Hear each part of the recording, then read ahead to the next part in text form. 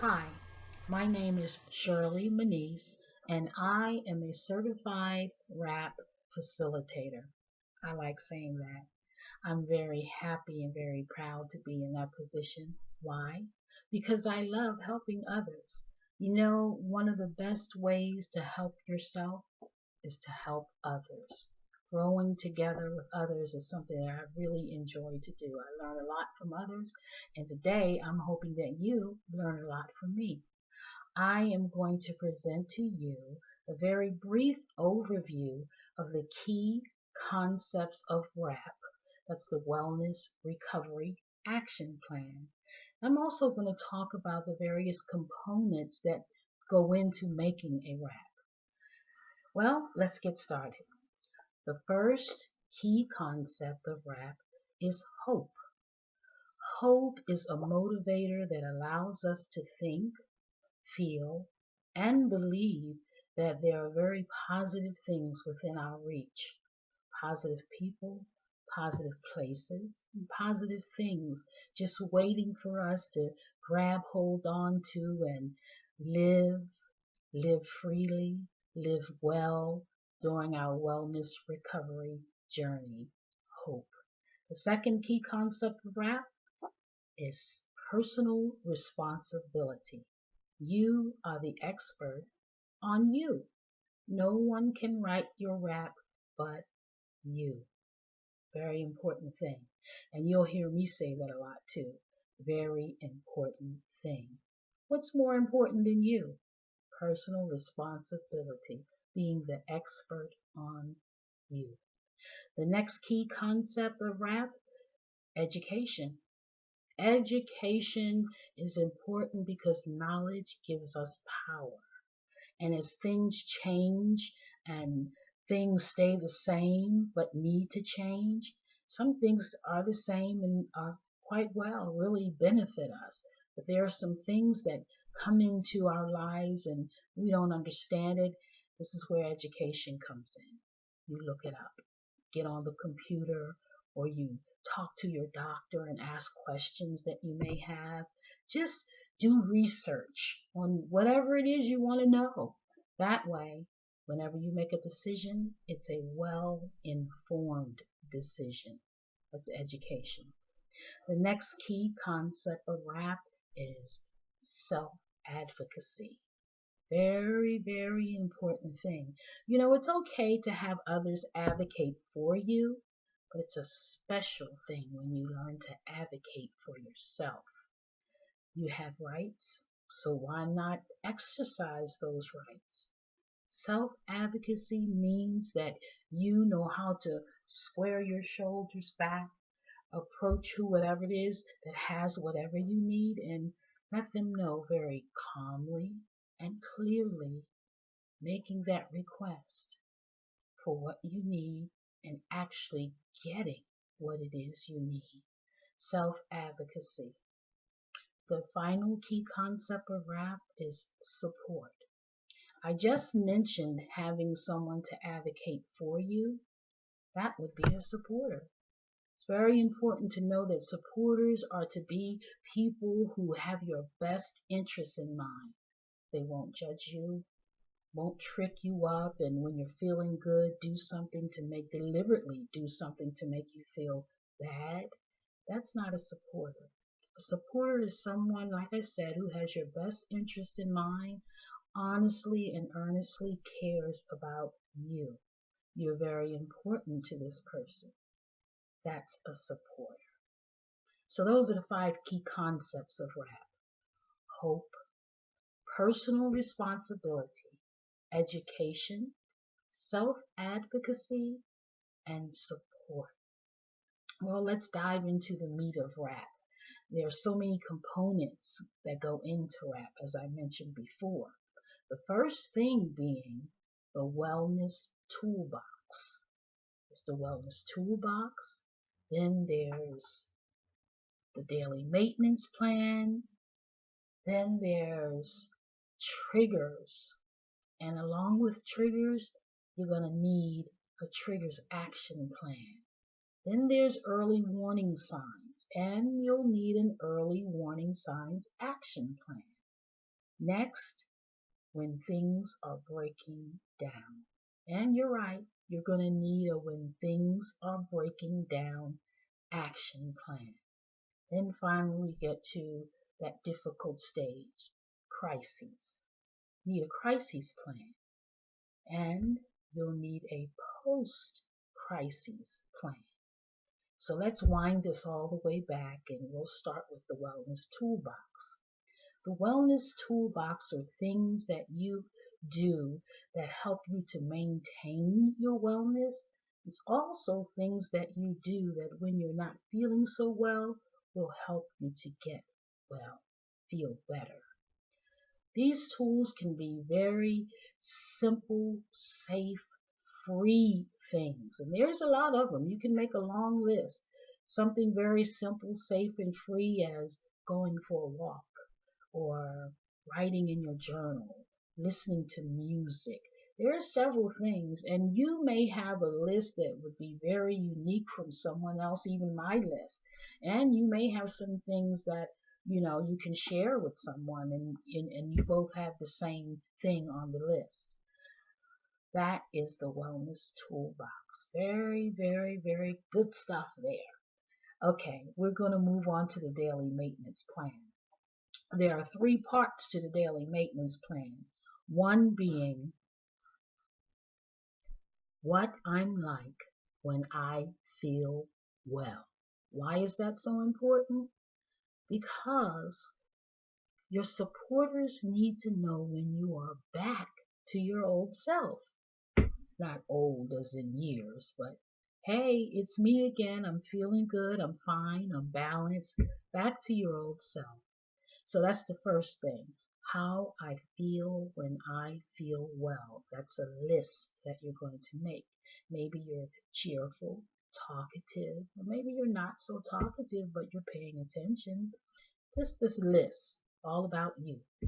The second part of the daily maintenance plan is things that I do every day. I must do these things every day. For instance, I must take my medication. I'm talking about me. I must take my medication. That would go on the list of things on my daily maintenance plan that I must do every day. It's not a choice.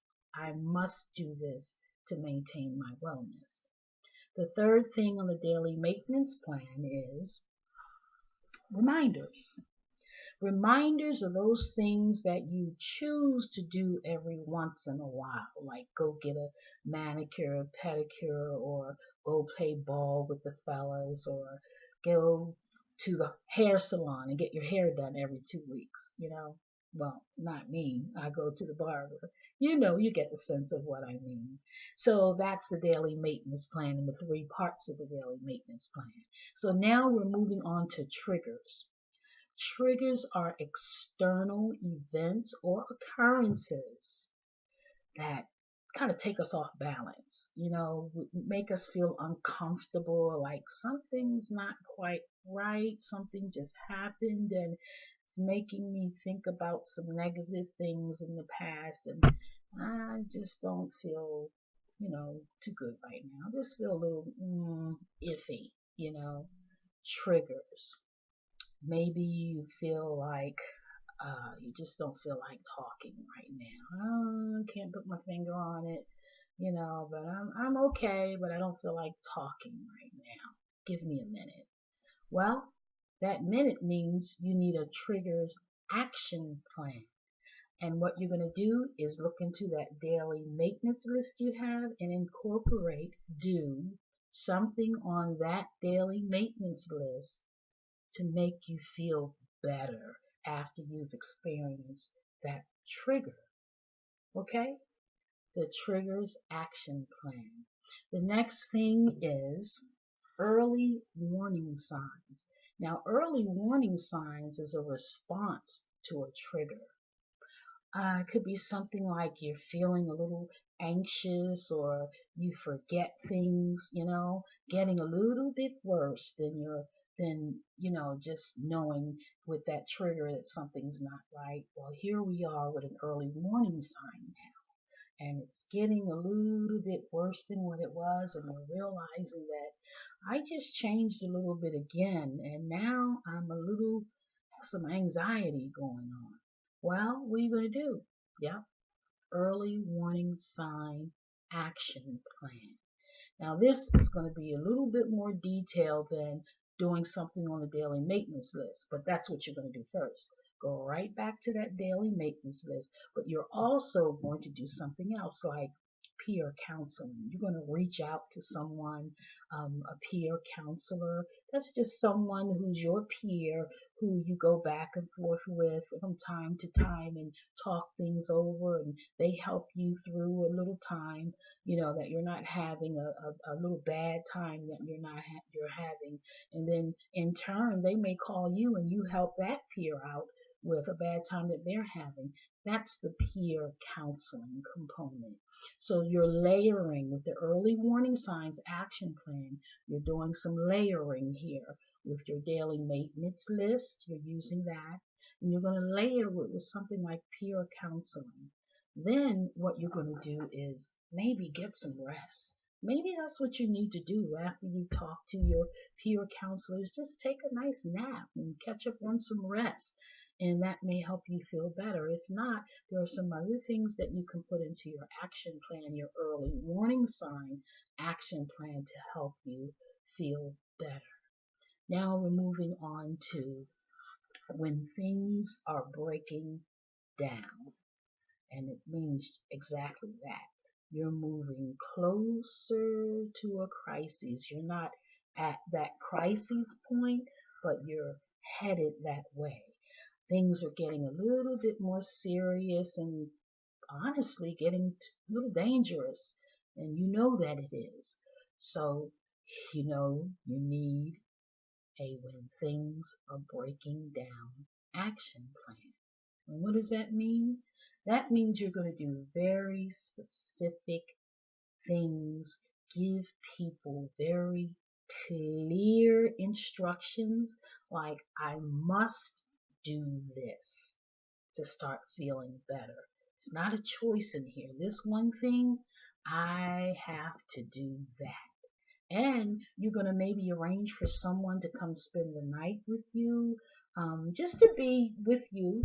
They don't have to talk to you, or maybe you want them to talk to you. Remember, this wellness recovery action plan. It's all about you and it's yours. The good thing about writing a wellness recovery action plan is you remain in control. Even when you get to crisis state, you're still in control because you wrote the plan. That's a wonderful thing. So when things are breaking down, the action plan, you're telling whoever's helping you out, your supporter, very specific things that you want done. You want that supporter to spend the night or spend a couple of days with you if need be, and you're being very clear in your direction and instruction and what you need. Now we're going to go into the crises plan. And this is a very difficult time for many of us because we can't take care of ourselves. But remember, you will be in control because you have given your supporters this plan. And the crisis plan, there's 9 things on the crisis plan. What I'm like when I'm well,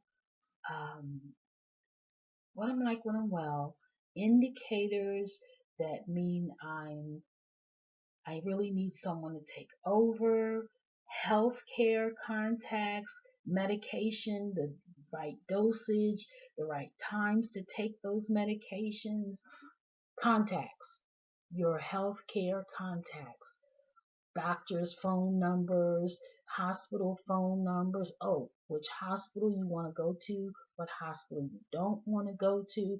This is the time where you let people know, I want these specific things done. It's my right. It's what I know that I would want to happen while I'm not able to take care of myself. but you will be helping me, talking to the supporter, you will be helping me to get back to wellness by making sure these certain things are done. For instance, if a doctor is saying I need a certain surgery to help me feel better, and I know about that surgery, I've done the education and I've researched and looked up, and I'm saying, well, when I get in crises, I don't want that surgery. And it's your right, and that's going to be in your crisis plan, and your supporter, the person that you have taking care of that portion, will adhere to, will make sure that what you request is what you get. Now, there's going to be a post-crisis plan. The post-crisis plan involves timetables and addressing certain issues. For instance, the issues could be apologizing to someone, saying thank you to someone, making sure bills are paid. Because remember, you're still not back to yourself. You're on your way being back to yourself, but there's still some recovery that you need to do. So you also want to write down what state of being you're in, how you're feeling when you're recuperating out of that crisis stage. It's a very important list. So whoever is helping you out, whoever's assisting you, your supporter, whoever that is, they will know very specific things to do that you have instructed, and they will know what you are like in this stage. I'm almost out of this. I'm coming out of this, but I'm not quite there. So I need you to do A, B, and C. And it will be done. Why? Because you have someone who cares about you and someone who listens. Very important. So a good supporter listens. And most of the time, that's all we need is for someone to listen to us while we try to work out whatever it is we're going through. It might be we just need to blow off some steam and get back to wellness. Someone to listen. That post-crisis plan is so important. Maybe talk about the timetable. Maybe you need some more time off work. You've already arranged in the crisis plan, you've arranged for time off, but maybe you need more time off. So you're going to make sure that that's in place. You're also going to make sure that if you have children, that you have child care in place. Those kind of things. You're going to have several supporters, and it really is important to have more than just one supporter. Why? Maybe one supporter is not as good with finances, and you need to make sure that when you're not able to do things for yourself, that you have someone who is good with managing money to pay your bills for you. Now, you don't want a supporter who can cook very good but don't pay a bill. Well, now you got two supporters, someone who can cook up a storm and make you happy and get back to wellness by giving you some good meals, and then you have that person who makes sure your bills are paid. So it's important to have an array of supporters who are good with what they do, and again, have your best interests in mind, and will make sure that whatever you need and whatever you ask for, that it will be done according to how you have requested it to be done. And remember, these plans are they're going to have signatures. You're going to talk with your supporters, and hopefully they'll agree. Well, they're going to agree because why? You're important to them and they're important to you. So you're going to sit down with your supporter and go over all of the things in all of your plans and sign the agreement, the both of you. And that's an important step because the doctor, the medical providers, they need to know that, this is a legal document. They need to know that you have given your supporter permission to act on your behalf, to be your mouthpiece while you're not well, or you're not yourself. So the crisis plan and the post-crisis plan, very, very important. Well, Those are the components and those are the key concepts of the Wellness Recovery Action Plan.